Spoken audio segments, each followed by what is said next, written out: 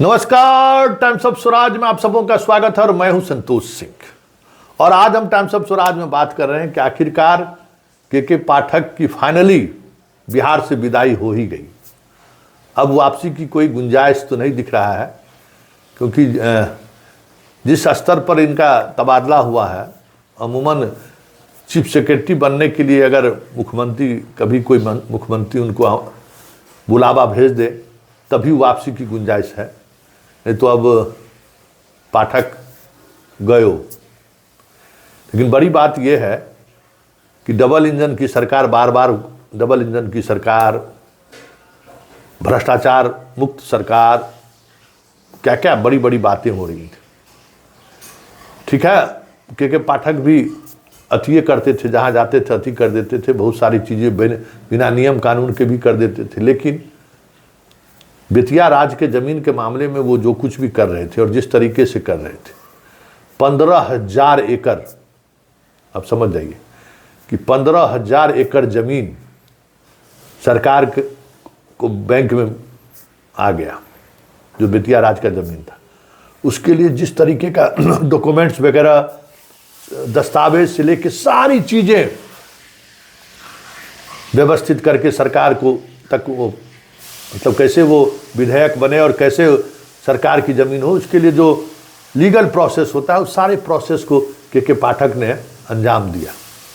अब जब कब्जे की बारी आई कि वो जो 15,000 एकड़ ज़मीन है, उस ज़मीन को सरकार अधिकृत करे, चिन्हित करे, जब इसकी बारी आई तो डबल इंजन की सरकार के लोग ही चुपके से, मतलब सेंट्रल डिप्टेशन की बात, ये 6 महीना जब शिक्षा विभाग से उसी समय में बड़ा कोशिश किए थे, कोई नहीं लिया सेंट्रल में। लेकिन रातों रात इनको पोस्टिंग के साथ ही एक बार सूचना दिया गया, कल जो भाई पाठक जी को हम लोग ले लिए अचानक, जबकि सरकार का एक धरा ये चाह रहा था कि वो जो 15,000 एकड़ जमीन जो है, उस जमीन को कम से कम चिन्हित कर दिया जाए कि वो जमीन है कहाँ। और सरकार ने तो निर्णय ले लिया था कि जिस पर लोग घर बना के रह रहे हैं उस जमीन को छेड़छाड़ नहीं किया जाएगा। वो जमीन उनको आधिकारिक तौर पर नियमानुकूल उनको वो स्थान में दे दिया जाएगा। लेकिन बाकी जितना कमर्शियल यूज हो रहा है, उस सारे कमर्शियल यूज वाले ज़मीन को सरकार अधिकृत करेगा। तो एक हमारा बेचारा बहुत बड़ा भक्त था, मोतिहारी में पत्रकार, आरटीआई एक्टिविस्ट, मार दिया था यही भूमाफिया सब। बेचारा उसका बेटा भी आत्मदाह करके मर गया। पत्नी बेचारी कहाँ है पता नहीं, पहले फ़ोन भी करती थी, अब वो भी फ़ोन नहीं करती है। उसके पिता भी जो है सब छोड़ दिए। तो उस प्रकरण में जब हम देखें तो जितना बर्नवाल जायसवाल उस इलाके का है ना, सबसे ज़्यादा कब्जा वही लोग किए हुए हैं। पेट्रोल पंप से लेके क्या क्या नहीं खोले हुए सब एकदम। हम तो जानकर हैरान रह गए कि बर्नवालो जायसवाल सब क्रिमिनल होता है और इस तरीके से सुपारी दे के मरवाता है। उस आरटीआई एक्टिविस्ट को यही लोग मरवाया था। परिवार लड़ते रह गया कि जो जिसको आरोपी बनाया था उस पर कार्रवाई हुई, कुछ नहीं। पटना से सब बर्नवाल जायसवाल को बचा लिया गया था। तो सब वही बर्नवाल जायसवाल इशारों निशाने पर था, जो 100 एकड़ जमीन कब्जा किए हुए है बेतिया राज का, कहीं से कहीं फर्जीवाड़ा करके। और इतना ही नहीं, जितना पुराने बेतिया राज के जमीन को जो सीओ जिसको दाखिल खारिज कर दिया, तो सब सीओ के निलंबन का कार्रवाई शुरू हो गई थी। वो सारे का कह सकते हैं कि दाखिल खारिज करने को लेकर प्रक्रिया शुरू हो गई थी। और सिर्फ अग्रवाल, बर्नवाल और जायसवाल उधर नहीं है, कितना जज है उसमें, कितना ब्यूरोक्रेट है, कितना नेता है, विधायक, मंत्री, पूर्व वर्तमान, जो कब्जा में है। और आप देख लीजिए कि बेतिया से शुरू कीजिए, चल आइए मोतिहारी तक में डबल इंजन सरकार कितना मजबूत है। और कल ही जैसो परसों विभाग के मंत्री का बयान भी आया था के पाठक को लेकर लग तो रहा था, लेकिन इस सब देखो, ये इसलिए हम कहते हैं कि जो डबल इंजन की सरकार में जो कामकाज करने का जो तरीका है, इतना साइलेंटली काम करता है ना कि पता नहीं चलेगा। पता जब चला तब चला जब गर्दन सर से धड़ से अलग हो गया तब।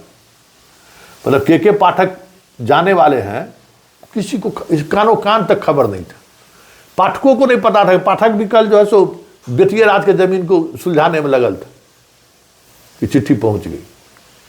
मतलब 1 साल पहले का जो है ना चला हुआ चिट्ठी जो है सो कल, मतलब 1 साल पहले वो शिक्षा विभाग से जब हुआ था, उसी समय में केंद्रीय प्रतिनियुक्ति की बात की। तो अब जिस पद पर वो जा रहे हैं, मतलब जिस पद से बिहार से वो जा रहे हैं, एडिशनल चीफ सेक्रेटरी कर सकते हैं, अपर मुख्य सचिव, अब इनका मुख्य सचिव में प्रमोशन होता है। हालांकि नौकरी तो इनका 28 तक है।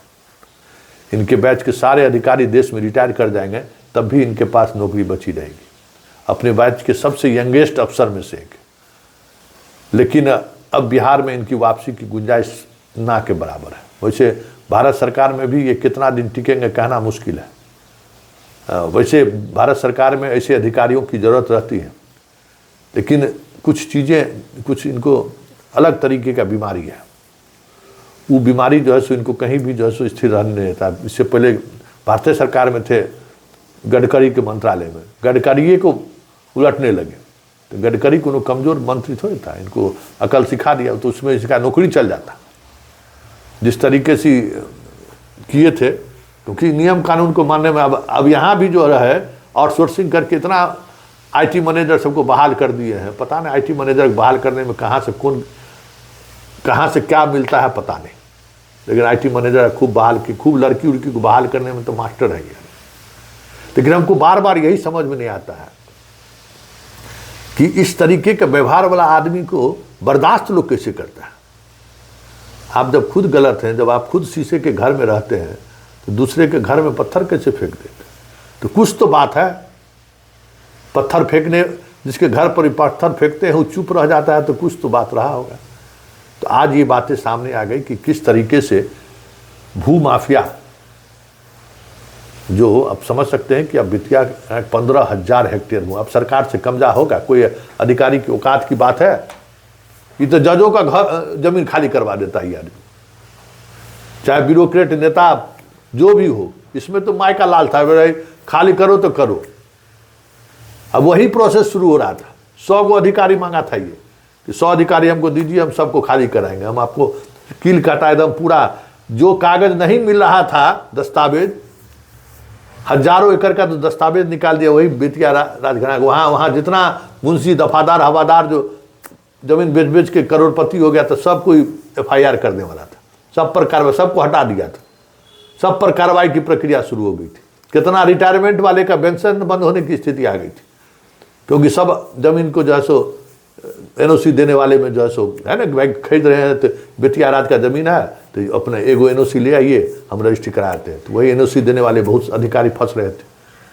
चलिए आखिरकार भू माफिया की जीत हुई, और जो एक उम्मीद जगी थी कि भाई उस इलाके में जो भू माफिया बेटिया राज के ज़मीन पर कब्जा करके जो तांडव कर रहे हैं, उनसे शायद मुक्ति मिल जाए। लेकिन पाठक क्या हारेगा?